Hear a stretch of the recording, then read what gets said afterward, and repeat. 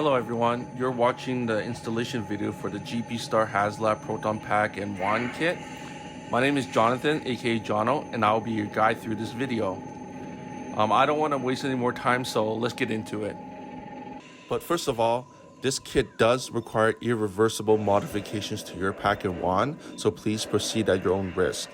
Our 3D printed parts are printed in PLA, which means you don't want to leave your Proton Pack in the car if it's hot outside, or those parts may melt.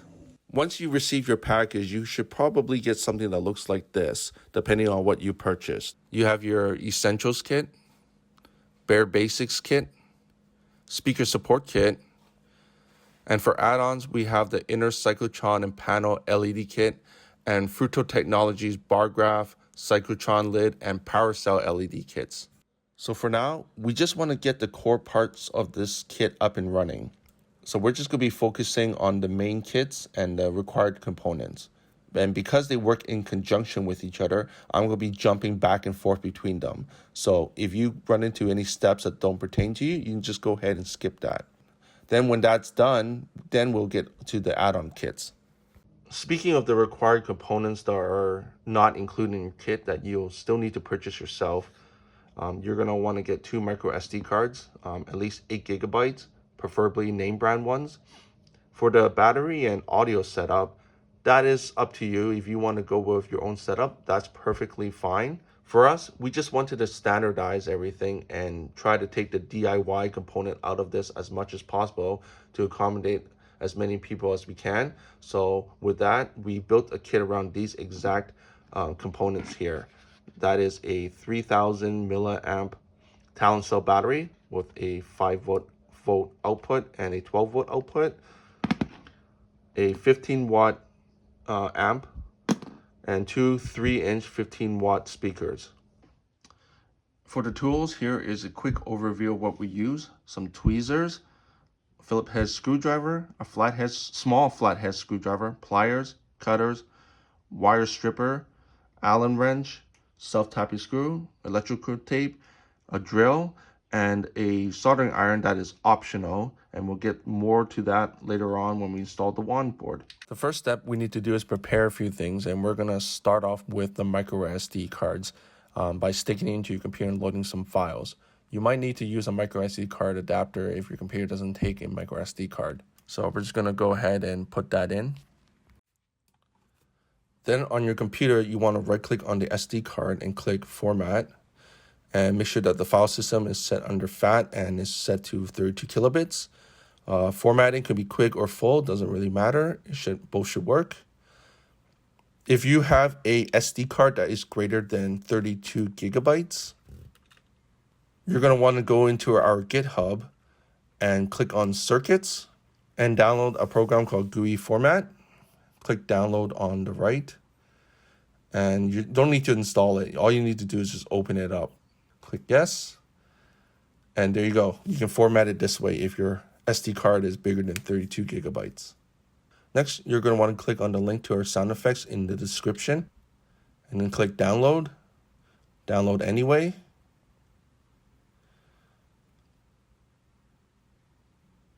And once that's done, you're going to unzip the file, copy everything in the folder, and drag it over to your SD card. And once that's done, plug in the other one and do the same thing. And once you're done loading the files onto the SD card, go ahead and pop them into your wave trigger.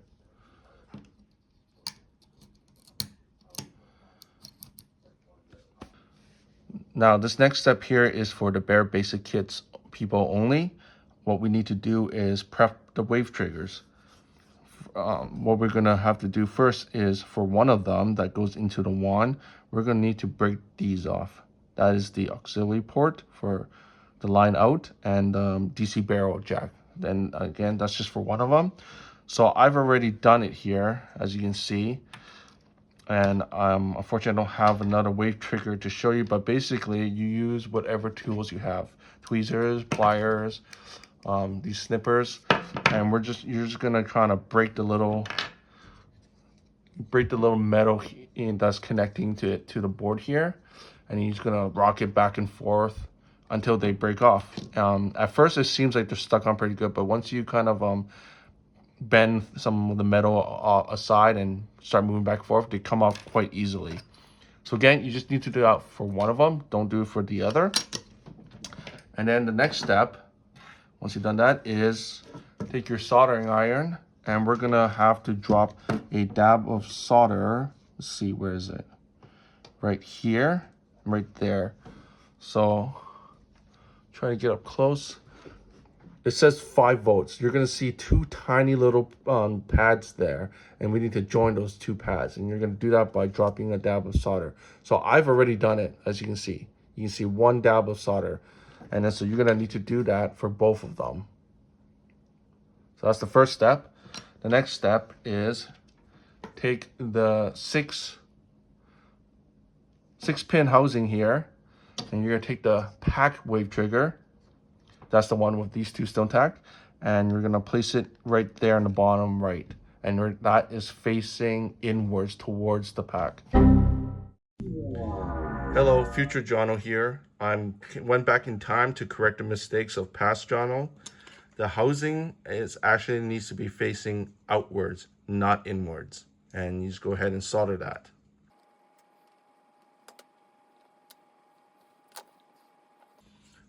And yep, all done. Again, outwards, point outwards. Okay, and that's it. Now for the wand wave trigger, you're gonna want to take there's the terminal block, 2-pin terminal block, and right there you're gonna see it says speaker, positive and negative, and you're gonna drop that in there. And you want the terminal outputs facing outwards, like that. So we're just gonna go ahead and solder that. I'm just gonna use this as a stand. I don't have my helping hands here right now with me.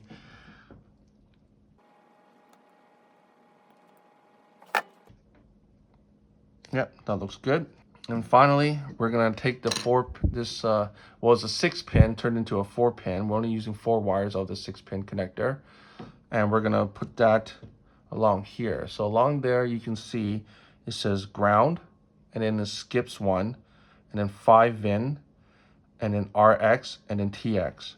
So you're gonna want to take the black wire into ground, the red one into 5 VIN, and then the yellow one into RX, and the blue one to TX.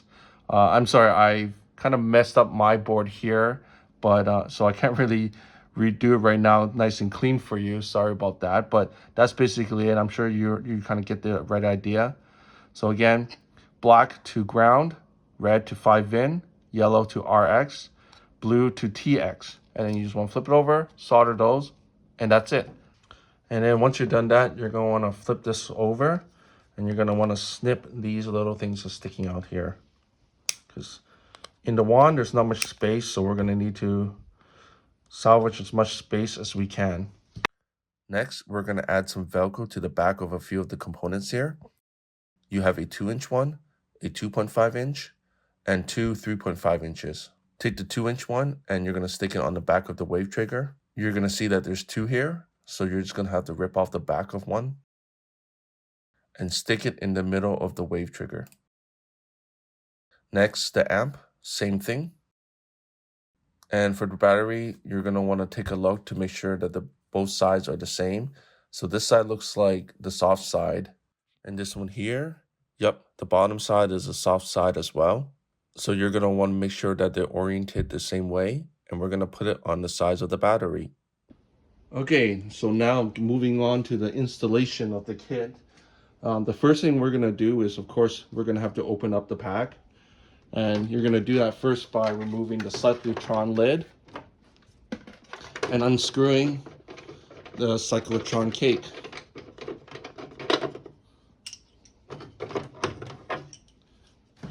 Next, you're going to want to flip your Proton pack over and expose the motherboard. Here, there are going to be 17 screws you're going to need to remove, 15 long ones and 2 short ones here and here. And then you're going to want to remove the motherboard. And you'll see that there are some wires connecting to the board. Moving in closer, you're gonna see that those wires that come from the motherboard are connected to this yellow housing here. So we're gonna need to remove that. Before I do, I just give you an important tip. There's gonna be a series of tips in this video that I like to call important safety tip thanks Egon. So important safety tip thanks Egon number 1 is do not remove these connectors via the wires. Make sure you pull on the housing, because otherwise this will happen. And whoops, okay, that's gone. So let me show you the orange one. Yeah, I mean the purple one. I did the same thing. Use your fingers, but make sure you pull on housing, or if you want, use pliers. Pliers helps in a lot of situations, especially you'll find with the wand. But I'm going to go ahead and do that with my fingers. Okay, that one's a little tough. Let me use the pliers. Yeah, there.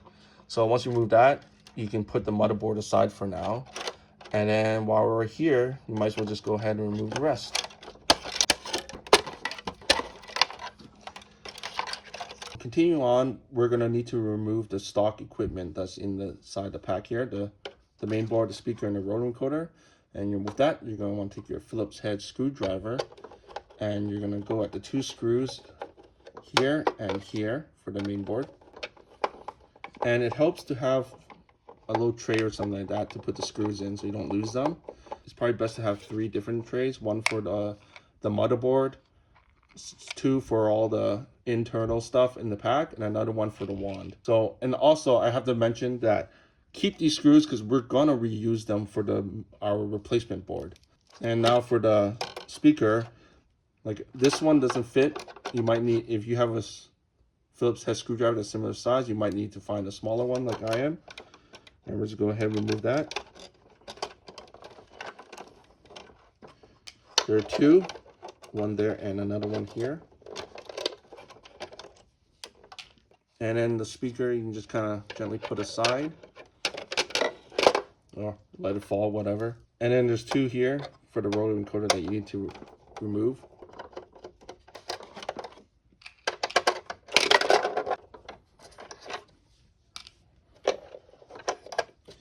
And then that's it. That's the entire thing.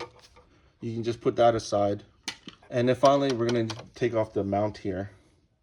2 screws, one there and one there.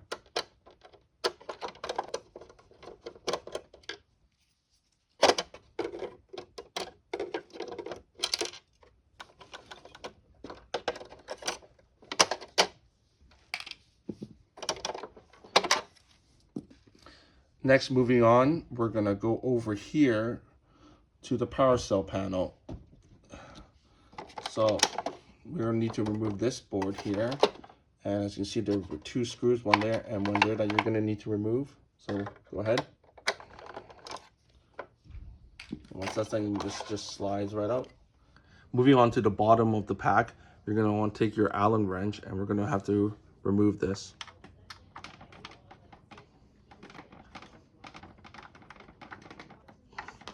Okay, then take this out, and we no longer need this. You can put this aside. And then the final set of screws that you need to remove is the inside of the motherboard. You got the 2 strap covers. We're gonna have to remove the right one.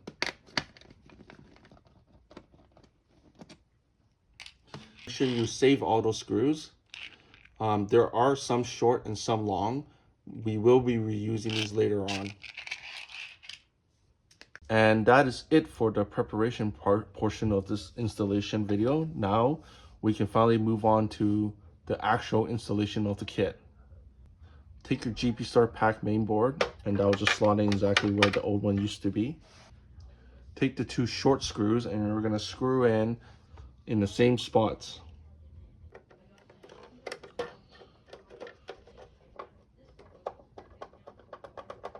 Next, take the rotary encoder and slot it in the same spot. You're going to want to orient it this way so that the connector is facing downwards. And you're going to need to take 2 long screws and we're going to screw it in where the old one used to be.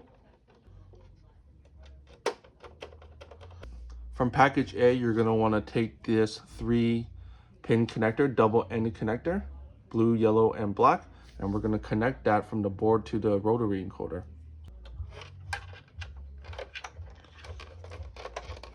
And this end goes into here, the purple 3-pin connector that says volume.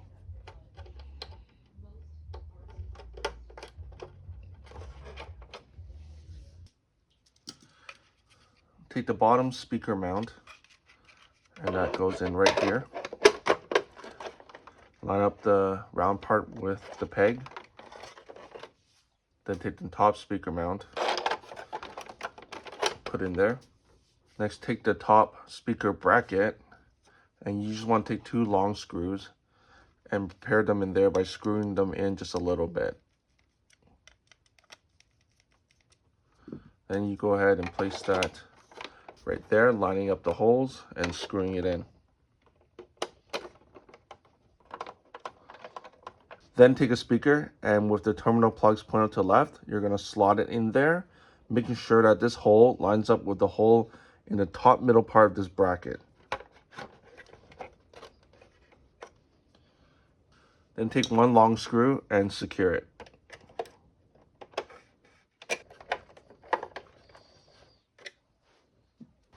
Take your other speaker and the bottom speaker mount, and you're just going to line it up. Looking at it from top, you're going to want to make sure that terminal blocks are also pointed to the left. So, and you're going to line up the holes. I'm going to flip it over and show you that you want to line up the adjacent holes. So this one here and this one down here. Or you can do this one here and this one there. Doesn't matter. Make sure you take 2 short screws and put it in those 2 adjacent holes and secure it. And when you're done, this actually fits in right here. But for now, we're just going to put it aside. Now we're going to make the first irreversible modification to our pack here. Ooh, scary. So this needs to go. So we're going to take some pliers and we're going to rock back and forth on this until it snaps off.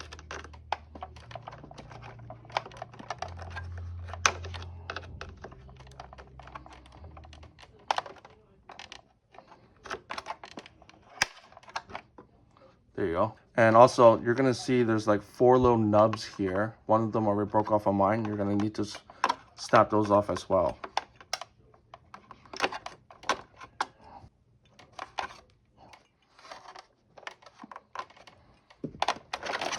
There, all done. Then take your Talon cell battery and remove the back of the tapes. And push the power cell wires aside. And we're gonna drop it in like this. Just make sure you line up first before you drop it straight down. And then you want to push a bit.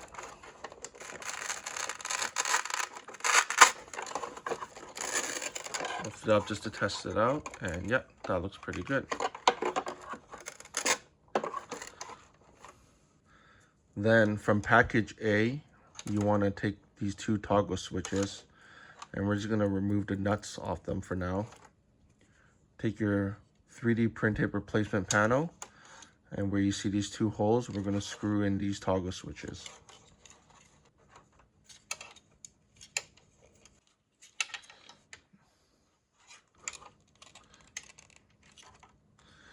Make sure that they are lined up vertically. Then take the 2 nuts and apply it to the front.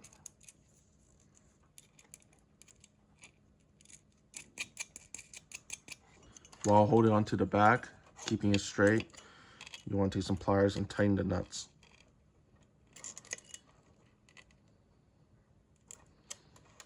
Then do a little test to make sure that they switch up and down. Then use 1 long screw, and you just want to prepare it by putting into the panel slot here. And then take your panel and go ahead and install that.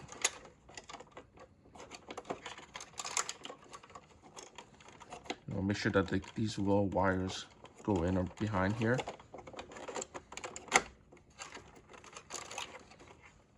and secure it. Next, take your pack wave trigger and ensure that the switch here is set to run. And then we're gonna do the same thing. Peel off the back. And we're gonna drop in right here. You're gonna wanna put the edge, put it all the way down, and just back it up a little bit. And then go ahead and set it in.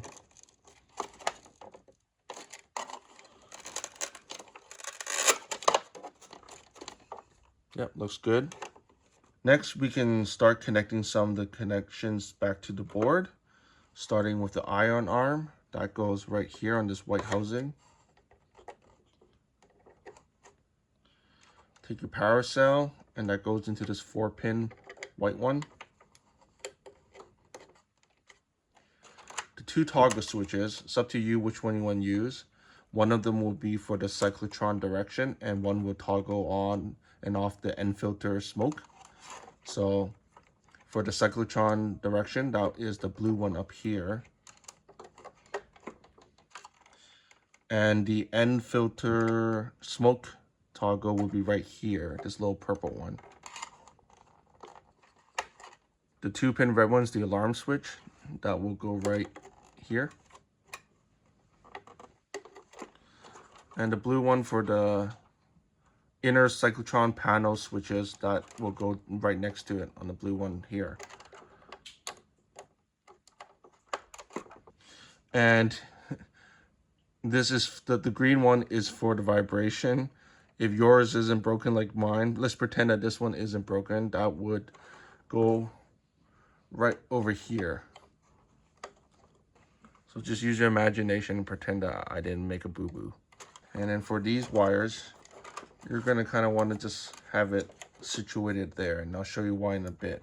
But for the red cyclotron lid, that one is gonna go right behind the white one here. Do not mix it up with this red one down here. And this, for this wire here, you're gonna just want to set it aside like somewhere down there for now.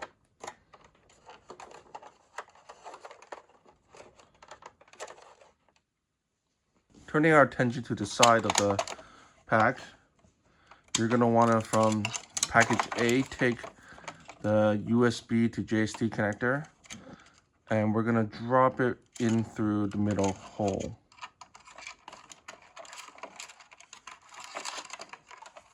And then plug the other end into the battery.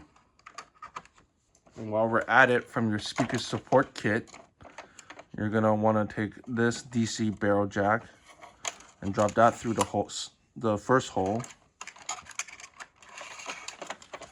Plug that in.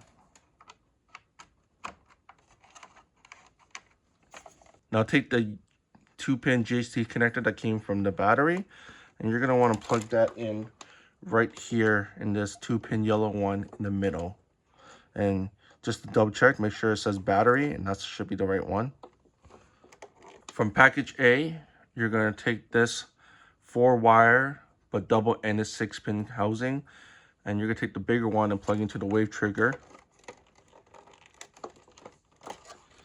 Take the other end, and that will go into this gray one right here where it says wave trigger. Take your amp, and from the DC, the 12-volt DC wire connector, you're gonna connect these to the middle here. So with the amp, one thing you want to make sure is, I don't remember if these come closed or not, but for terminal blocks, you're gonna want to turn them to the left and make sure that they're opened up. So mine are all opened. And then you're gonna take the red one, and that goes to the positive, which is right there. And then you're gonna screw that into the right. And then take your black one, and that goes into the negative, which is right next to it. Okay. And then also from your speaker support kit, you're gonna take the terminal wires that connect to the speaker. Using the bottom speaker example, you're gonna want to take the big one, and that goes in there. That's the positive, and the small one goes into the negative. Now, If you're in Europe or the UK or the rest of the world, you might have a different type of 3-inch speaker that has the two of these bigger ones. So we include an extra big one for you, and then it will look something like that. Now do the same with the top speaker.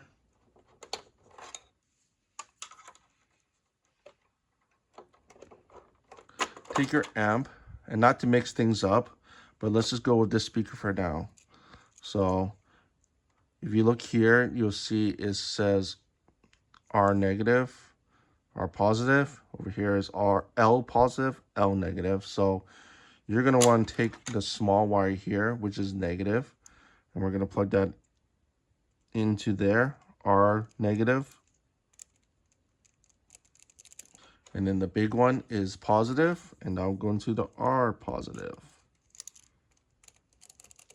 And now from the speaker support kit as well, take the auxiliary cable, and that's going to plug into top of the wave trigger here.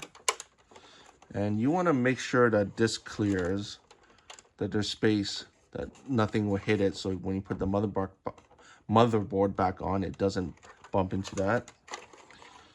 And then we're going to run it through here. And the other end plugs into the top here of the amp. And now take the bottom speaker, and we're just gonna place it down. Remember what I said about the cyclotron lid cable? This will run behind here, as well as the DC 12-volt DC power cable here. These can run in the back here, and then the rest should be able to run up top here. And they should be able to move freely when you put the speaker on. They shouldn't be obstructing either of them.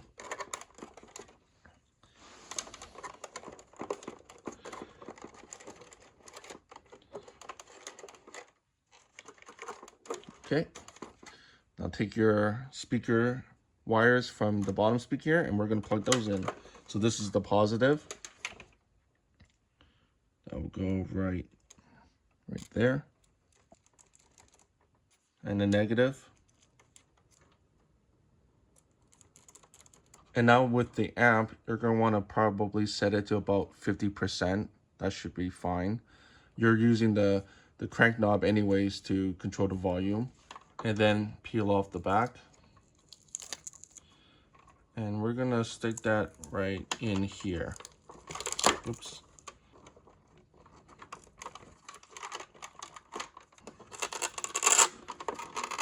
Take it off to test it.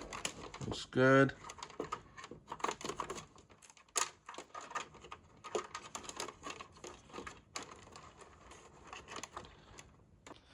And from package A, we include one FTDI programming cable, and this will be used to update your pack and WAN board for future software updates. And this is an optional choice, but if you want, you can leave this connected in the pack by accessing these pins over here in the bottom left. And what you want to do, you'll see, if you look up close, you'll see some words written there. And on the far left pin is the ground pin, and that's where you want to connect the black one to. So this is the orientation you'll be connecting it to.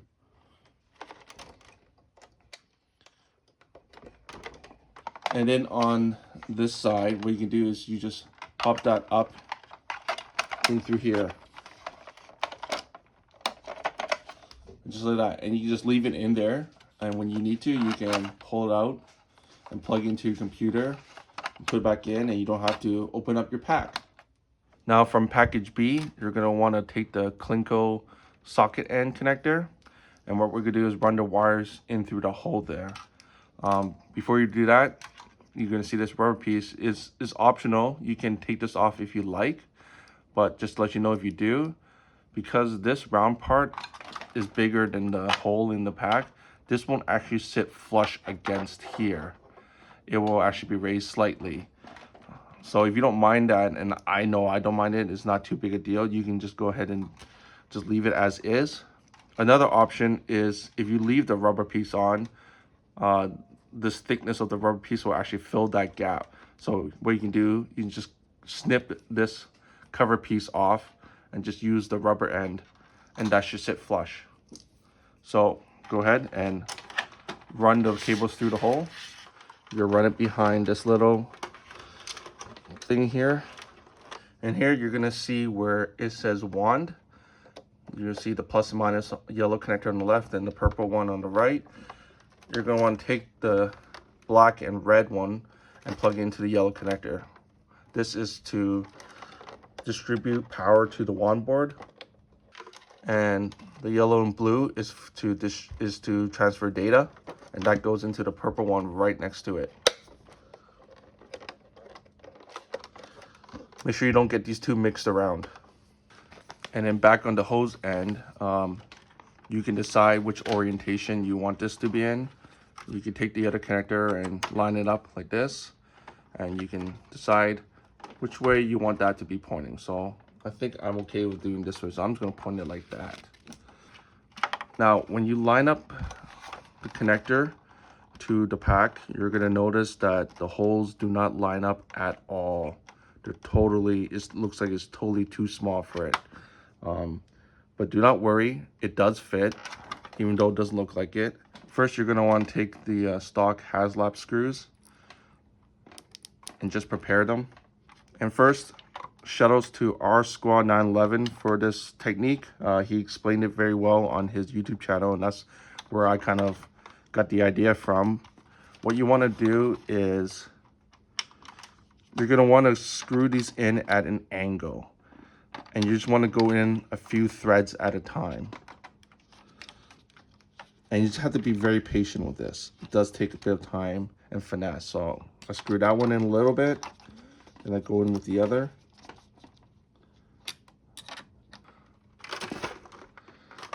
As you can see, the screws are not straight. They're coming in at an angle. So I've already done it, so this is going in a lot easier for me. But the first time I did it, it does take a bit of finesse. You might have to back them up a little bit, shift a few things around, and then screw it in again. Just take your time with it, and eventually it works. It's like magic. And that's all done. Look at that. You can barely tell that the screws are come to an angle. It looks like it just fits perfectly. And here's looking at it from the side with the rubber piece. It does sit a little bit more flush.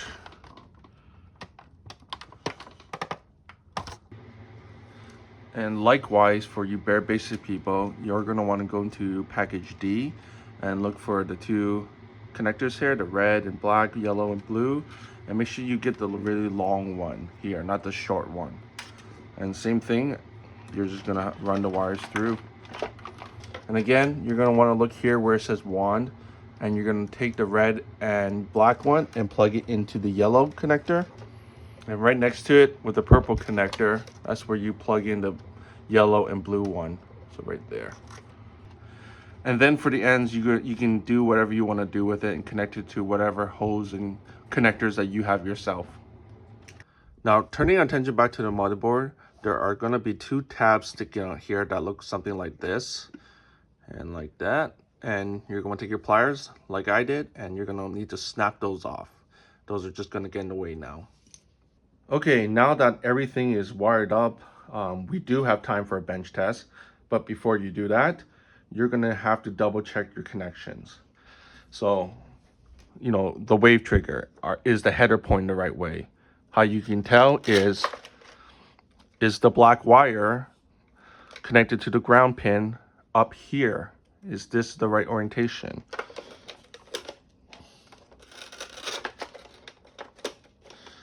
Double check all the connections on the board. Go back in the video if you need to. Look at some diagrams in our written manual and make sure that they're all plugged in correctly.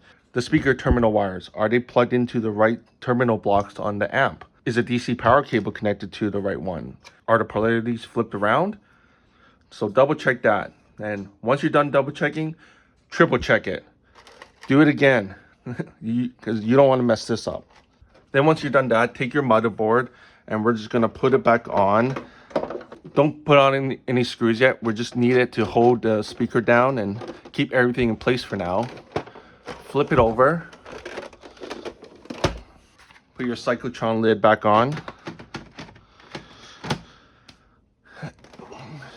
Open the panel here and flip the battery on. say a prayer, and then switch it on.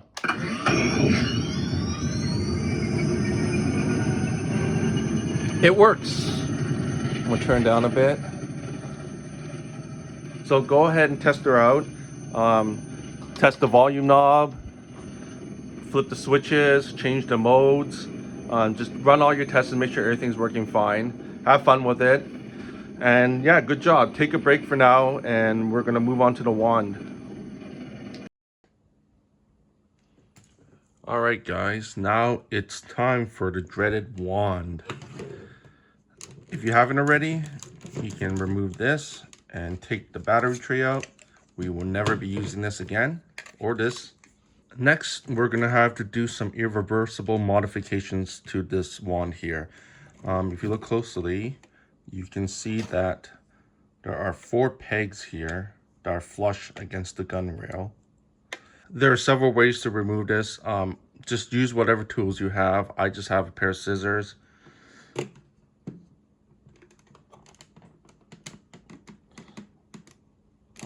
Just make a little bit of a hole in there, and then I take my self-tapping screw.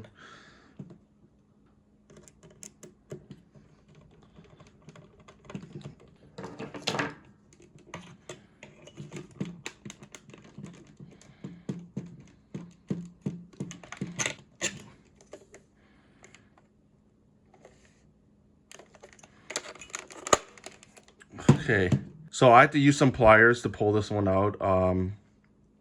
I think some of these are glued in a little bit tougher than I thought. My last one was a lot simpler, but there you go. Use whatever tools you have. You can drill it, and yeah, just have to yank that out. So let me try the other one again, and I'll do an uncut version here. So I already made a hole here with the pointy end of my scissors.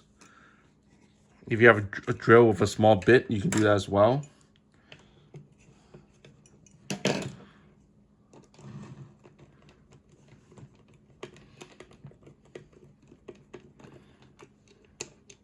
Oh, okay. I don't know. That one came out easy. So there you go. It seems to vary the strength of the glue that is on these things.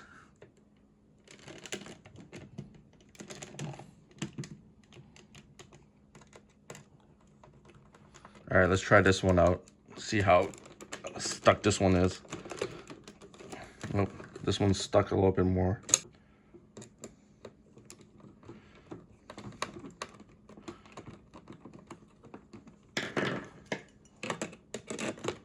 There we go.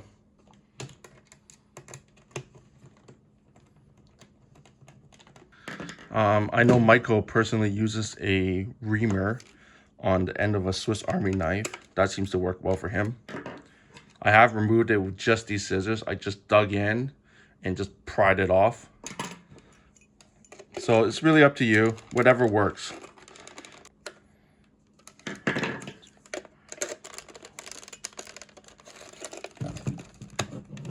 Okay, there we go. I'm gonna be honest, this part of the installation did not go as smoothly as I planned. I thought this would pop a lot easier with just a self-tapping screw. But you get the idea. Use what you got, as long as you get these out. That's all that matters.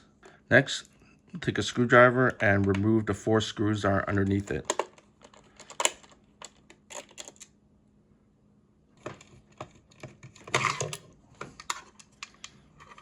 Just like that.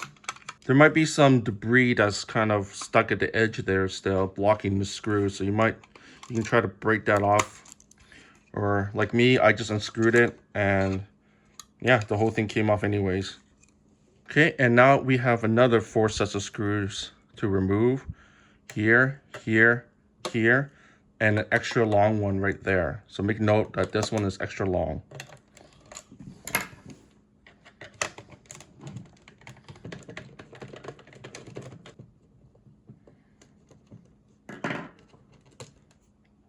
Next, we can open this up. Be mindful of this heatsink here, however. This is where the speaker is behind here. Let's just hold it down for now and pry that open. And the reason why I tell you to be careful about the speaker is that this thing does come off. And right now the wires are pretty tight, but you see those 2 yellow wires connected to the speaker, they are very delicate. Be careful. You do not want to have this thing hang upside down, having the speaker hanging by the wires, because they eventually will break off. So be careful of that. Just in case, put a piece of tape on it to secure it and make sure that's not going anywhere. Now, while we're at it, you want to take a Sharpie and make note that when looking at the wand this way, the left side is negative and the right side is positive. Next, remove this tape here. Break off this glue that's holding these wires together.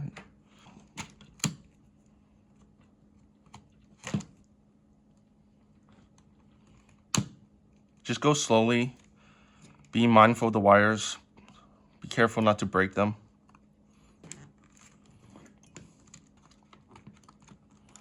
This is taking a lot longer than I thought. It seems that there are different versions of this wand where the insides are a little bit different, because my last wand was not this difficult. It did not have nearly as much glue. Oh, okay, that took forever. Now take your Phillips head screwdriver and we're going to unscrew the board. There are 4 screws here.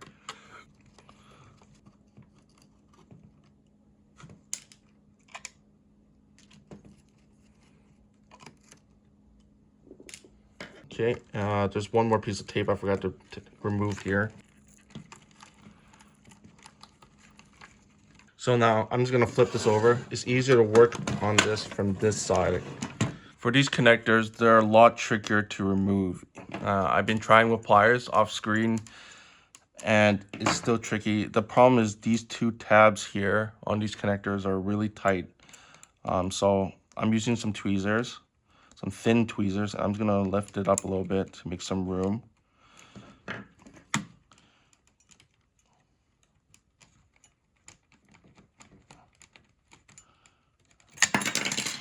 And then I gently pull it. Well, that wasn't that gentle, but I'm just gonna stick this in between these 2 tabs here. I'm just gonna bend this housing a little bit, give it a little bit more room, and see if that comes off easier. There we go. Yeah, it comes off much easier if you just kind of bend the housing like this, so the tabs that are coming up don't hit it as much. Okay, and then there's a third one right here.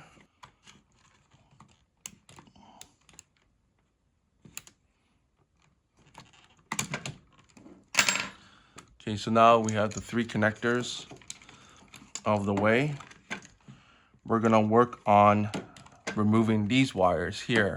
So there's 2 options to do this. You can either snip these off, strip the wires, and then twist it, or you can desolder the back here. So let me show you method number 1 first. All right, I'm gonna do it with this one right here to demonstrate. So you want to try to get as close to the end as possible. And the safest way here to strip the wires, just get wire cutters. So these are 26 gauge stranded wires. So on mine, you see it says stranded on this side and 26, so it will be that hole right there.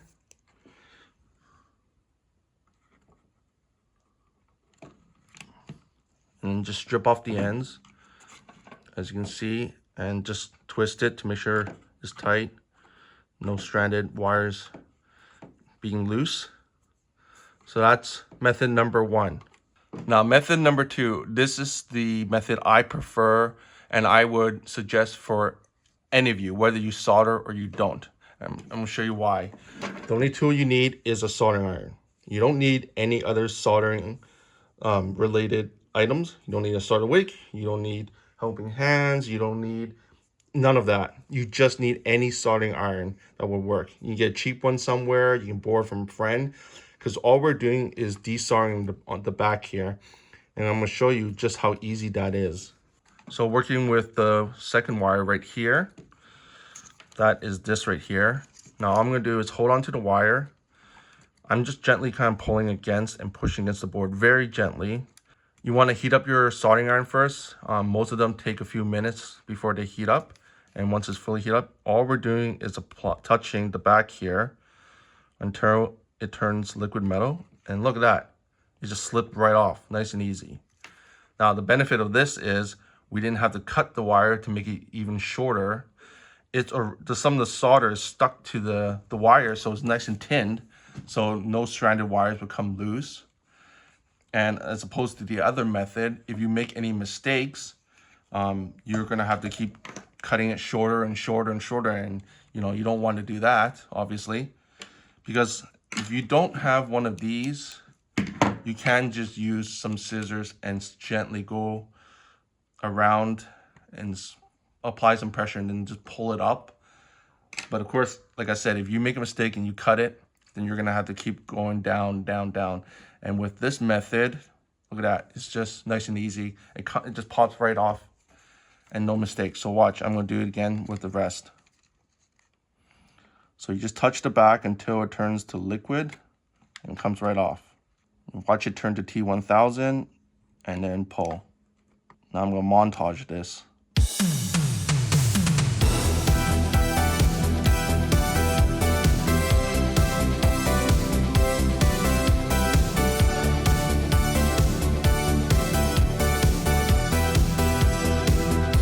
The last two, I'm having trouble with the last two. I'm just gonna pull up on the board and do them both simultaneously and try to get them off that way. There we go, that was easier. So, all done. Like I said, highly recommend you guys trying the solder method first, okay? Just be careful. We are dealing with high temperatures. The board does get warm around it. The wires, you make sure you're not touching the wires. Hold on to the rubber ends. And yeah, just a few safety precautions, and that's all.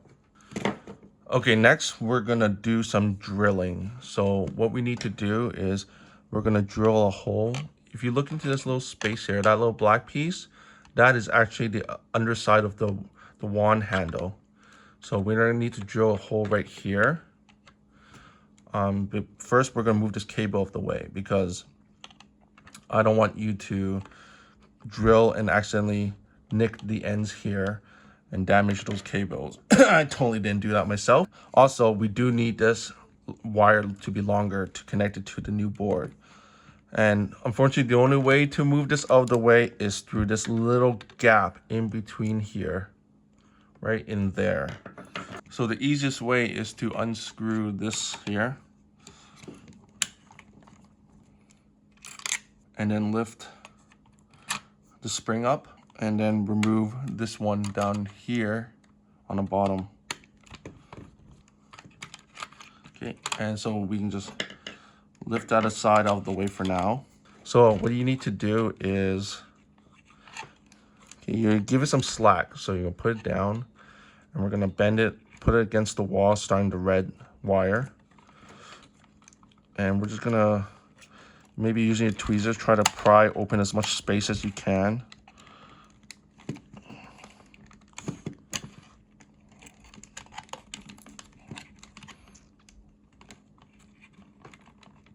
And we're just gonna have to shimmy it through.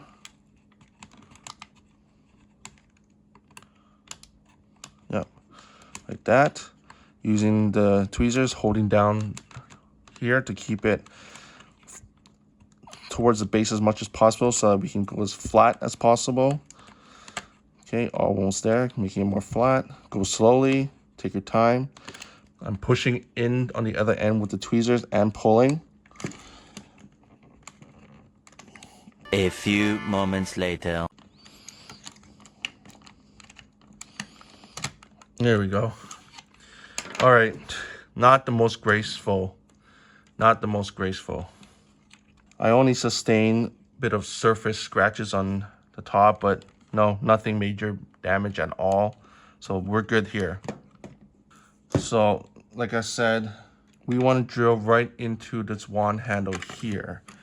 And if I flip it over, it basically comes up like a little right here on this side, inside the body, up into this part of the handle here.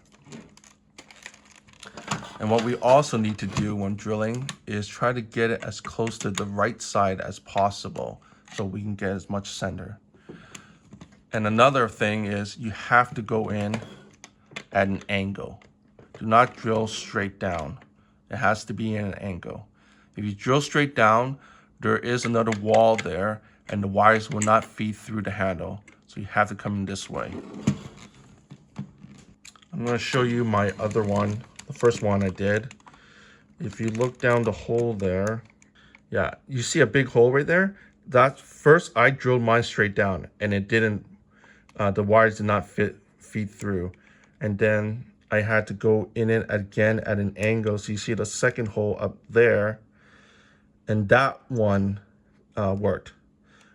That one went in an angle and it went right through to the handle. So ignore the one on the right. You want to do what's like the one on the left. So first take your drill and you want to use a small bit. We're going to drill what's called a pilot hole, a very small hole, so that later on when we move up to bigger sizes, you'll get more traction and it won't go around everywhere. We have a center point that can drill in a lot more precisely. So here we go. So I'm going to try to do this right about there, and I am at a 45-degree angle. Just go slowly.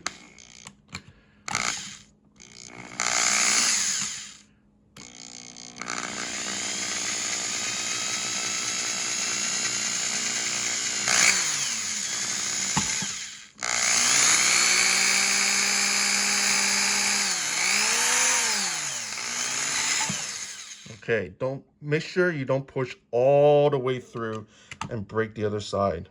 Okay, clear the dust. Okay, moving up to the next size.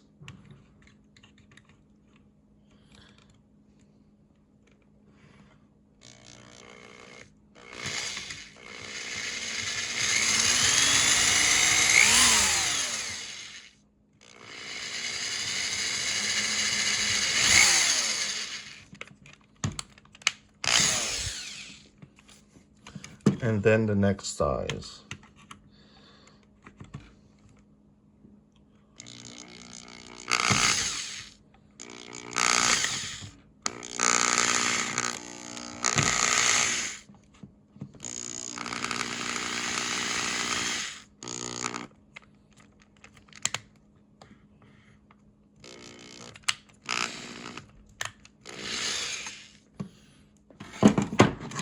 Clear the dust. That looks like it should be big enough to feed 4 wires through. Now do a test. If you think it's big enough, do a test to make sure it feeds through.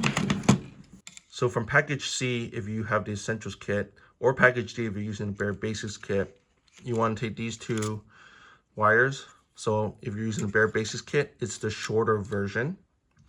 And we're gonna try to see if these wires feed through. So I'm just gonna test one out.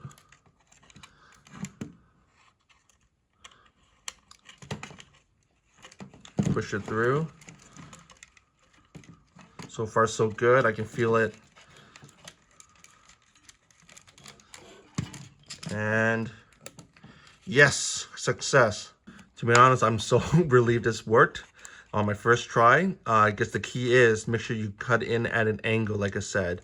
And since we're here, we might as well feed all the wires through. It might be easier to just apply a bit of tape. And we're just gonna do 1 cable at a time.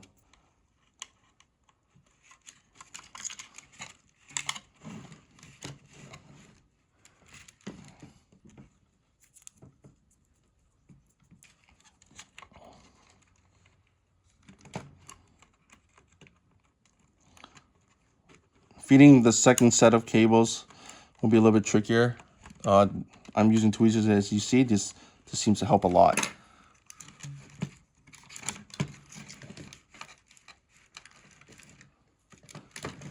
Okay, there we have it. Now we can go ahead and put this back together.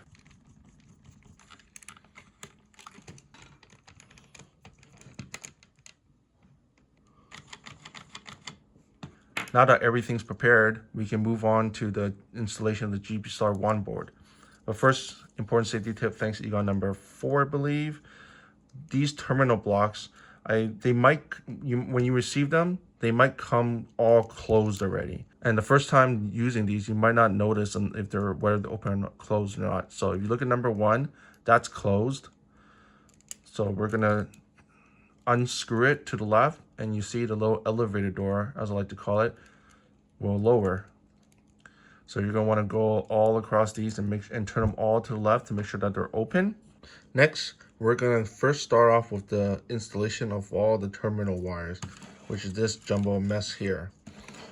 I like to have this wand oriented this way so that the wand handle is pointing to the right.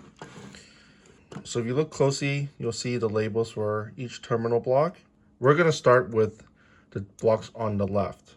So for your benefit, I have included 2 diagrams in different orientations. The top one is facing up and the bottom one is facing down. So whichever one is most helpful for you, you can go follow that. So first off, we're gonna take these 2 orange wires here, and that will go into A7 and ground. The order does not matter for this one, so you can put whatever one you want. So you go ahead and put that in and turn. Give it a bit of a tug to make sure it's secure. Make sure you're clamping down on the actual wire and not the plastic covering. So this one, the second one, goes into ground. Now for the next one, we're gonna need to take the slow blow light that is right here, and those are a red and black wire. You're gonna notice that, let me put this aside, there are 3 sets of black and red wires. 2 here that are separated, a pair here that's joined together, and another shorter one right here. So we're gonna wanna make sure we're taking the one that is connected to slow blow light. So you can just give this one a tug to see if that wire down here is moving. Looks like it is, so that is the one we want. This one is connected to the old stock HasLab battery tray. We don't need this anymore at all. So if you want, you can just cut this off or tape up the ends, making sure that they're not touching each other, and just tuck this away down below, never to be used again. So back to the board, taking the slow blow connections, we're gonna connect the red wire to the 3rd pin, D8. So the red wire wasn't able to connect, and I'm going to use this awesome opportunity to demonstrate important safety tip thanks Egon tip number 5. So what happened was, as you can see here for terminal number 3, no matter how many times I turn, the door will not close. It's no longer attached to the screw. So what you want to do is take some tweezers, and you're going to try to grab the bottom part of the door and push into it and up. So up towards the screw. At the same time, you're going to need to screw it to the right. So I'm going to take my tweezers, I'm pushing in against the bottom of the elevator door, whatever part you can grab onto that's slightly exposed, and I'm pushing up towards the screw while I'm turning to the right.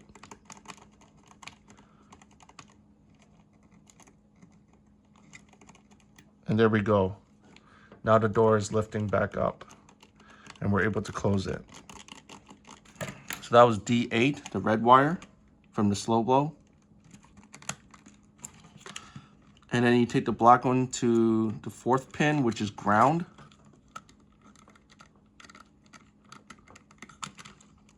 Next, take the 2 brown wires. This is the lower toggle, and that will be going into D4 and ground. The order doesn't matter for this one either.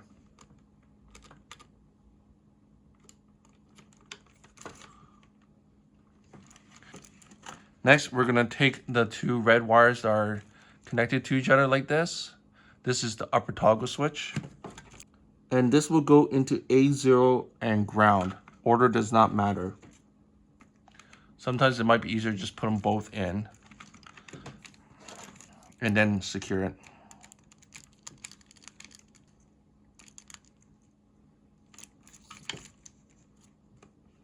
Next, we're going to take the red and yellow wire that comes from that spot right there. This is the clipper LED. And the red wire goes into D9 and the yellow wire goes into ground.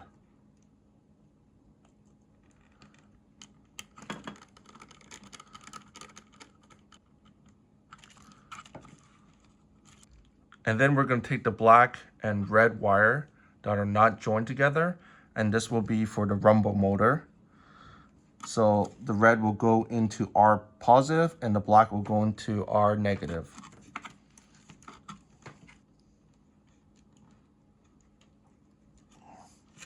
Do not get these flipped around.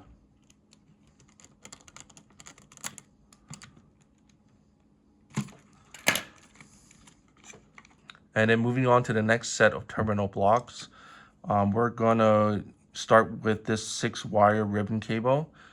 We're gonna start with the blue one all the way on the end here, and that goes into the first terminal block, which is labeled VCC. So blue to VCC, then the green to A5.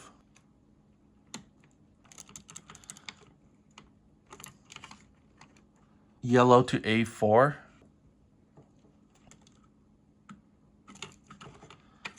Orange to A3. Red to A2.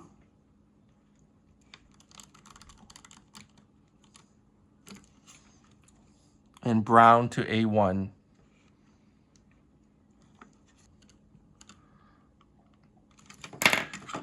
Okay, that's done.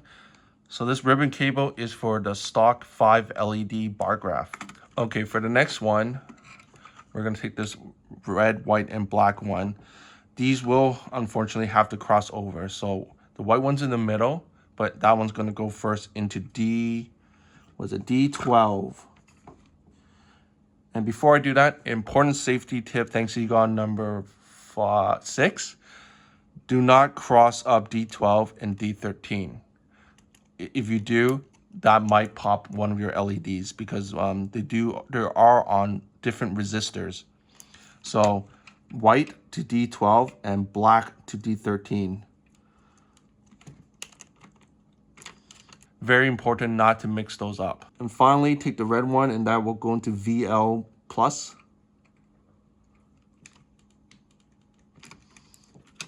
And last but not least is the rotary encoder.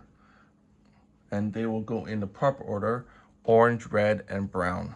So the orange will go into D7. The red into D6. And the brown goes into ROT negative. And that's it. Just pull on some of the wires, make sure they're all nice and secure. Okay, next, I'm just gonna flip this around. One thing I forgot to do earlier is we gotta figure out the speaker wire, which one is positive and negative. So we're gonna have to remove the tape here. And you're gonna have to gently take this off. So you try to push in the wire, give it some slack as you lift this up. You don't want to pull on the wire too much. There. And again, be careful when you're handling this. Don't let it dangle from the wire because these things can break. And so looking at it, I already marked it. This side is positive, that's negative. So looking at the wire, this side here is positive. And I'm just gonna mark it with a piece of tape. And then this can go back under.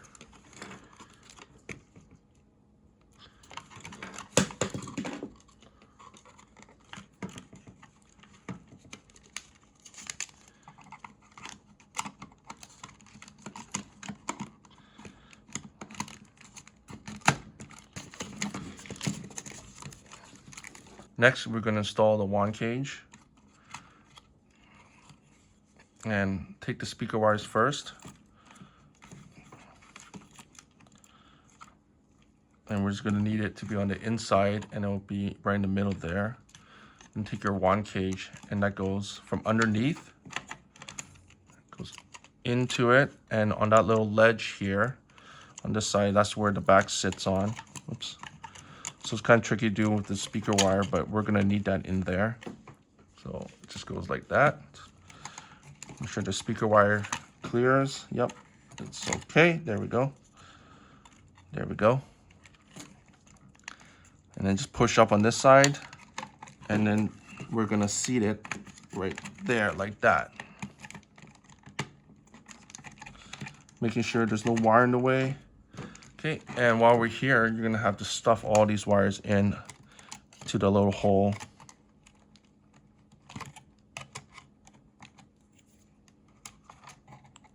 Next, we're gonna reconnect these connectors here, starting with this 3-pin one. This is connected to the barrel LED. I actually made a mistake. It's probably, you can connect it this way, but it's probably ideal to pull it out and connect it over top instead. And this goes right here. Reason being is so there's more slack for the barrel to go back and forth with. Then take the white 2-pin one. This is for the hat light button at the barrel tip. And this one goes all the way to the back corner right here. Take the 4-pin one that's come from this side. That goes right next to it, right there. From the wand handle, we're going to take the black and red one. This is to supply battery to the wand, and that goes right here. And then the blue and yellow one for the data, that goes over here where it says TX1 and RX1.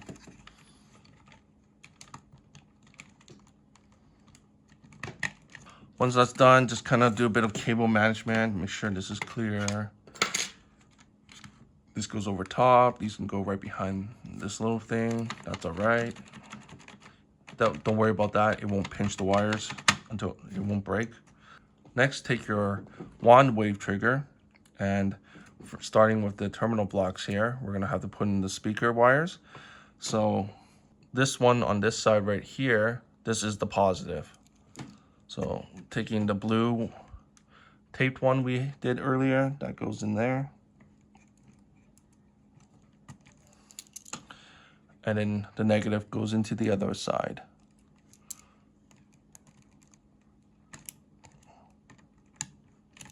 And then we're gonna flip this over, and this connector here goes into the gray housing right there. And this will sit like that in these 2 pegs. So the wires that I have on my wave trigger, they're a little stiff, so this kind of pops off. Yours will be more flexible, so you probably won't have to worry about this.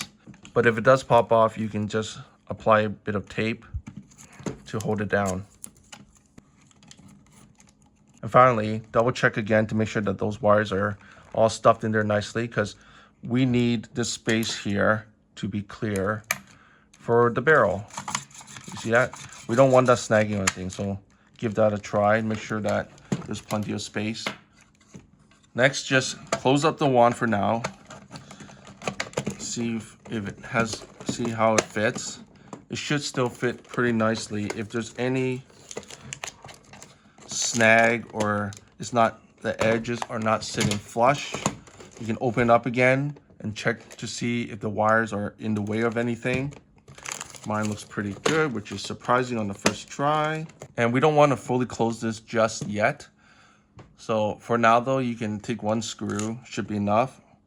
And you can screw that in just to hold this together for now.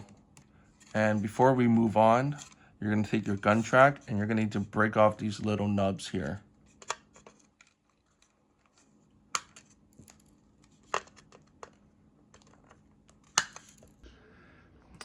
And moving on, we're going to do the hose connection. So for those who have the essential kit, you're going to notice that you have a split loom hose here. You should have about 5 feet. The one that you see here is my own personal one. This is only 4 feet, so yours could be a little bit longer. And it's up to you if you're happy with just using the split loom and nothing else, or if you plan to modify it into an afterlife hose. You're going to want to do all that before you start wiring the connections together from the pack to the wand. But for the sake of the video, I'm just going to use the split loop hose. Turning our attention first to the wand end, you're going to notice in your package that for some reason there are two of these connectors. The reason being is that in the Hasbro wand, as you can see, the threads that are in the wand here, there's two different versions of where it begins. So this one here, mine, begins somewhere near the bottom, and others, I believe, begin somewhere near the left. So we include two of them for both versions, and you're going to want to use the one where once you thread it in, the bottom, the screw hole here should be facing the bottom. So just grab one of them and test it out and see where it goes. Okay, so I screwed that one in. As you see, this one points to the left. So this is the wrong one for my version of the wand. So screwing in the second one. There, as you see, this is the correct one, as the screw hole is at the bottom of my wand. So you can just get rid of this. Next, you'll also notice a little screw. You should have a different version than this one. You're gonna get a cap screw instead of the socket one. You're gonna just wanna prepare it. So we're just threading in part way. Next, take the female neutral connector and we're gonna start screwing in the wires. Turning it over, you'll see here that says 1 negative, 1 positive, 2 negative, and 2 positive. So starting with the black wire, we're going to want to screw that into the 1 negative. But first, important safety tip, thanks to Egon number 7, make sure that it clamps down on the tinned end. Do not put the wire too far deep. Otherwise, it'll clamp on the plastic housing here and the connection would not be established. So we're going to stick that in there, and then we're going to turn over to the side and tighten it with the screw connector here. Give it a tug. That's good. Next, we're going to go to 1 positive. So red to 1 positive. Take the blue wire and that goes into 2 negative. And lastly, take the yellow wire and that goes into 2 positive. And then just leave this for now as it is, and we're going to come back to it. Then from package B, you're going to take the other end of the Klinko connector, and we're going to run these wires through the hose. Now, depending on what your hose setup is, you might want to take this cap off. So it depends. If you're using the Afterlife hose and maybe putting a breather on, maybe you like this thicker piece for something to grab onto. But if you're using just the split loom, you'll notice that it is a perfect fit.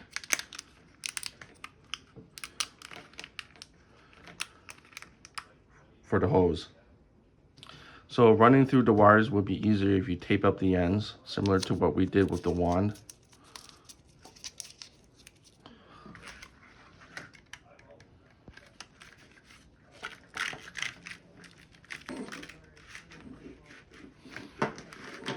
And then from package C, you want to take the 4 pieces of the other end of the Nutri connector here, and we're going to connect these wires.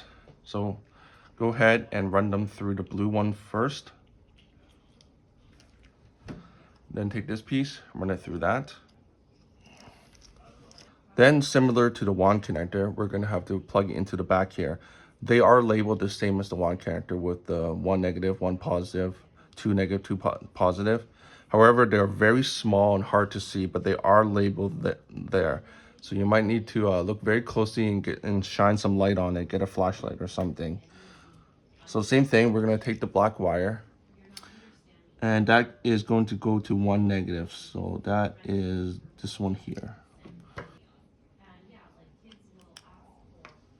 Red to 1 positive. Blue to 2 negative. And yellow to 2 positive.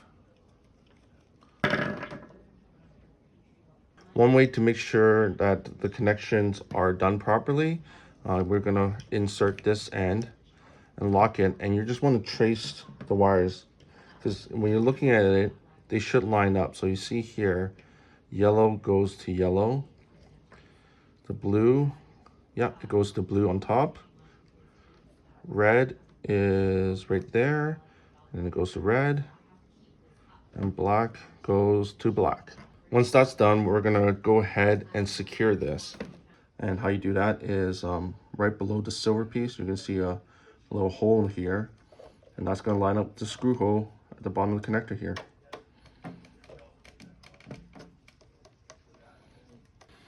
And from the other Neutrona connector, you're gonna wanna insert that. It only lines up one way, so just keep turning until it connects.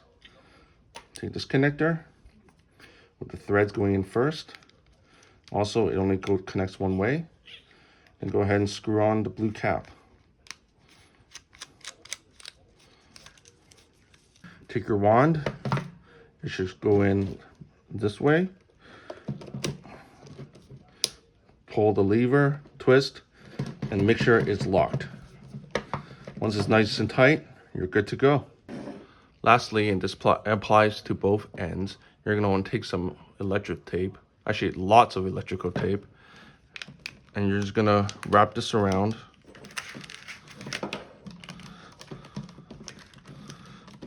and tape it.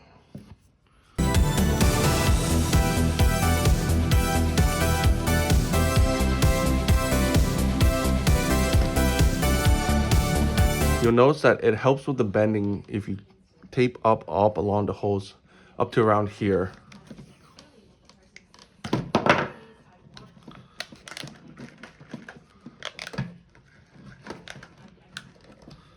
Then likewise with the other end, do the same thing. Just wrap a lot of tape.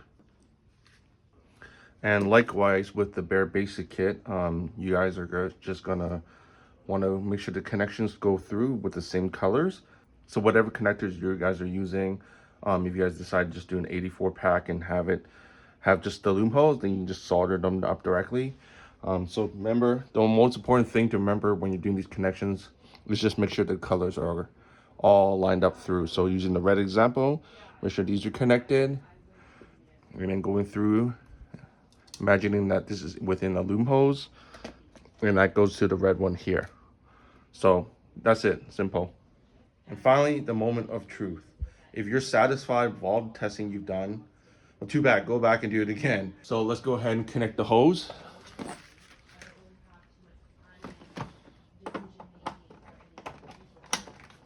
And before I turn the battery, keep an eye on the wand. When the battery turns on, if you see the vent light flash followed by the bar graph flashing, that's a good sign. That means that power is being routed to the wand correctly.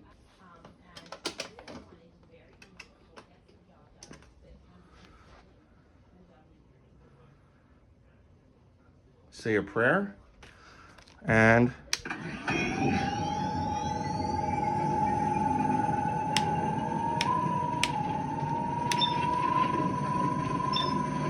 test out all the connections.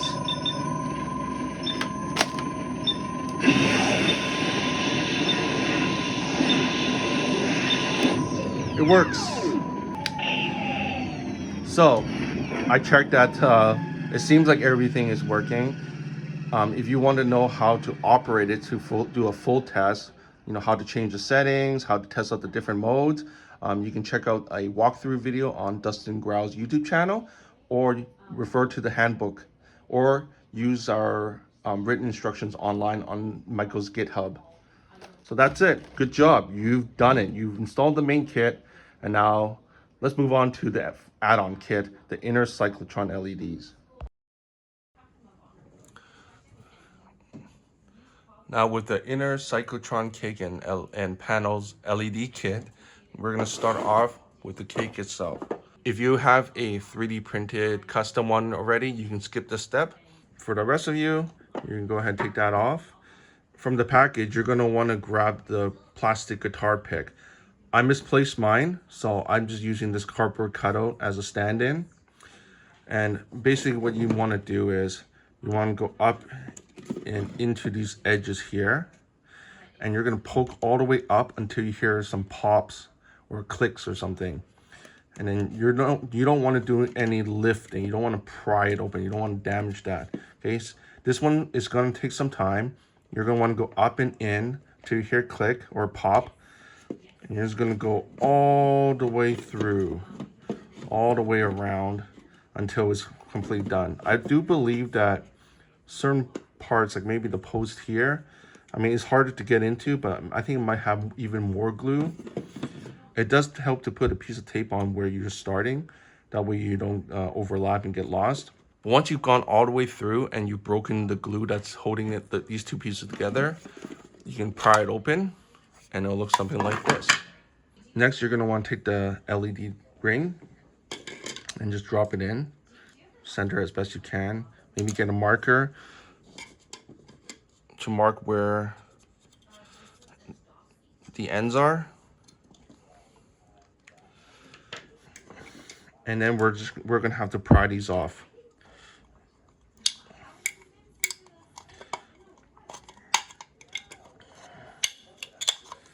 So I guess if you're using weak ones like mine, you just got to do a lot of twisting as you're trying to cut through it, and eventually that'll get right through it.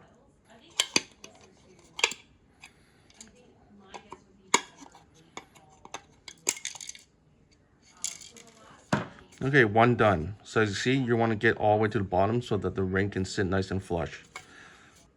Okay, now that that's all broken off, that actually wasn't too bad. Again, just do a lot of twisting and then they come up a lot easier. So take your LED and do another test fit. Make sure that it drops in perfectly fine.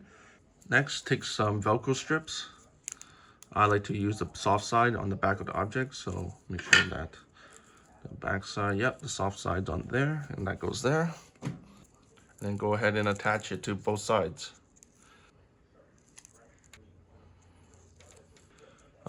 If you want, you can cut off the excess, but it's up to you. You know what? I'm gonna go ahead and do that.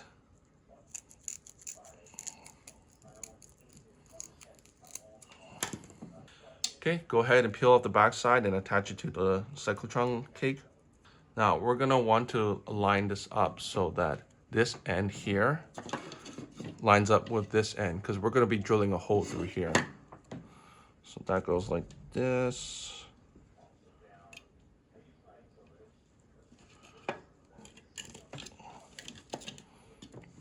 Okay, yeah, take it off. Make sure it's all good. Put this aside for now. Take your drill, and much like the wand, we're gonna start with a smaller one to drill a pilot hole through the middle.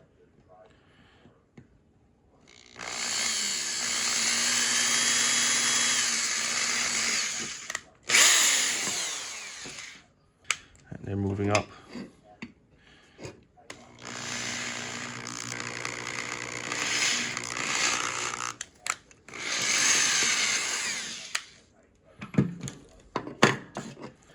Okay, test out to see if it fits through.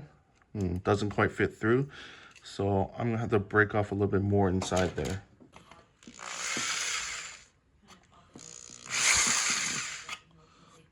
I'm just taking some pliers and I'm just kind of grinding it out. If you have a Dremel, it'll be easier. I'm just trying to find ways that works for everyone. Almost there. Almost there. If you have a file, if you have a Dremel, this will be a lot easier. Okay. I grinded it down just enough that it barely fits through. So again, if you have a Dremel, you have other tools, use those instead. I do have a Dremel, I'm just trying to avoid it. Just kind of show you guys some other alternative ways to do it. The drill bit I used was the biggest one I had, so that's why I couldn't go bigger. If you can go bigger, that would have been a lot easier. You could drill a bigger hole. You can try to recenter it if it looks a little off center. I think that's good enough for me. And with the lid, you can just put some super glue back on the edges. Use hot glue, it's up to you. Use some tape, doesn't matter. And then you just close that back up.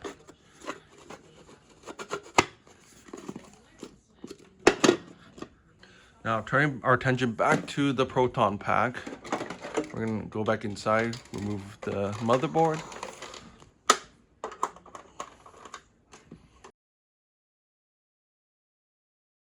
And then lift it up. And carefully just move the pack aside. And we're gonna be working on this part here. So you can just turn around. You can just turn it around and drop the screws out. So save those 4. Be sure to unplug the blue 4-pin connector from the main board. And take that out. Reason being is these connections here are quite delicate as well. So we don't want to have any pull on these wires. And next, from the panel, we're going to remove the 2 toggle switches. They're just screwed in by nuts in the front, so you can go ahead and unscrew those.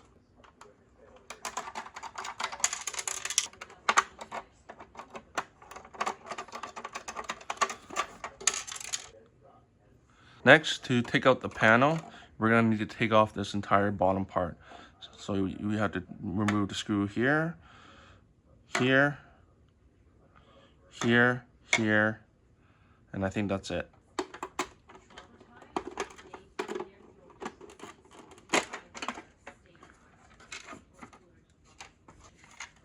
And then that just slides right out.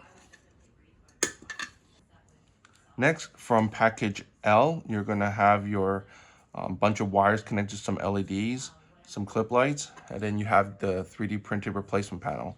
So the first step, let's start with the green lights. So if you look at it, with this square piece right here facing the bottom, we're going to take the 2 LEDs that are connected to the blue wire. These are green LEDs. And we're just going to pop them through the other side. And then take 2 of these clip lights, and they should go all the way in nice securely. Then you're going to have to finesse it through the hole in the panel.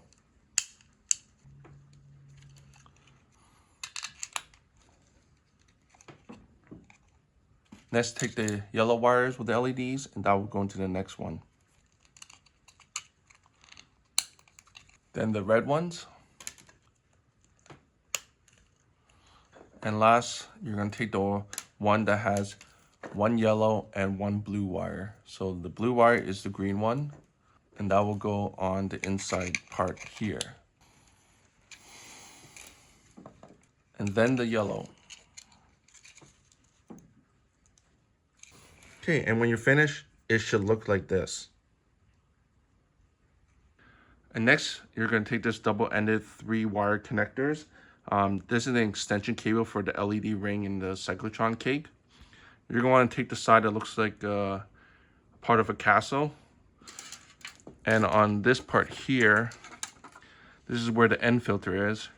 We're going to run the cable through here, just on top, before we close everything. Take a piece of tape and just hold it there for now. What happens is once this goes back on top, it feeds through this gap. And turning our attention back to the cyclotron panel, we can go ahead and reattach the toggle switches. Again, be careful with the wires at the back here. They are very delicate. Do a quick test to make sure that they go up and down. Take the cover, and we're going to put the panel back in. Then we're going to reattach it with the other piece.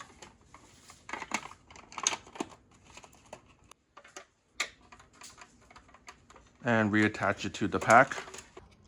Also, when you're placing the lid back on, make sure that the LED ring extension cable fits through that little notch on the end filter. It's going to be a little tricky. You're going to line it up as you're placing it down. Like that. Make sure that the hose wires are still on top of it and not underneath. Same with our auxiliary cable, make sure it's all the way. And secure it. Okay, as you can see, the cables running up and along the left side is getting pretty tight. So we're gonna run the rest of these cables through the inside here. So let's start with the 3-pin one for the LED ring extension. So it'll cut through here and cut through there. And it's gonna be hard to show you here now that there's so many wires, but on the diagram here, I'll show you, there's a 3-pin red connector right down here. That's where this goes.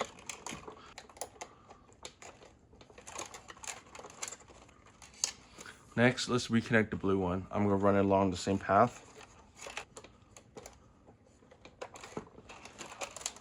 Okay, so for the 4-panel LED connectors, I should have mentioned this earlier. It would be easier if you kind of tape these up so that later on it's a lot easier to organize because it's gonna be a mess of wires. So I did my best to separate these. And now, as you can see, my board's a mess. It's gonna be hard to show you. So I'm gonna take another board here and show you. So here are the 4 connectors for the cyclotron inner panel. That's where you take the 4-pin double red connector, and that goes there. Next, take the 4-pin yellow one. Make sure it has 2 yellow wires, and that goes into the yellow housing. And then for the green one, is the 2 blue ones. We didn't have any green wires from our supplier, so we have to use blue. And that goes in there. And then for the black one, that is the one that has 1 yellow wire and 1 blue wire. That is for the single yellow LED and single green LED. And that goes in there. Okay, once those are all connected, double check your connections again, triple check them. I do believe some of these LEDs are on different resistors. I don't remember which one, so you do not want to cross those up. So you want to make sure you get it correct. Now we can flip this over. You can put the board back on to hold the speaker down, or I'm just gonna put my hand on it, hold the speaker down there. I'm gonna go ahead and plug in the cake.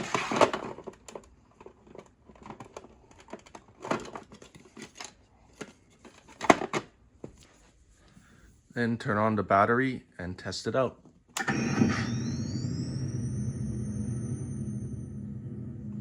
Nice. So just double check, make sure all the LEDs are working. Make sure the LED ring is set to the proper number of LEDs. I had mine accidentally set to 20, but it should be 35. So if you see the ring skipping for a reason, you got the wrong number. Okay, now that we've tested everything we possibly could and it's all working properly, we're gonna have to do some cable management here. You're gonna wanna either use some masking tape, some zip ties, or some twist ties. Up to you, whichever methods you wanna use. And you wanna make sure these are nice and organized and not sticking out. So here's some tips. This part here needs to be flush. I know some of the cables are quite thick. So for that one, you're probably gonna wanna put a piece of masking tape over. But first, yeah, also if you can, try to keep that to the side as much as possible.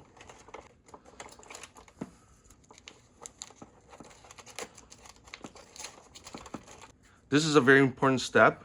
You want these cables to be tight against this wall and taped down. Reason being, when we put the motherboard back on, this D-cell battery tray fits right about here. And there is some space here for wires, but we just want to make sure it's tight against it as far as possible so it doesn't bump into this. So when I tried to put it back on, these wires were a little too thick. So I'm just gonna route some of these behind the speaker instead.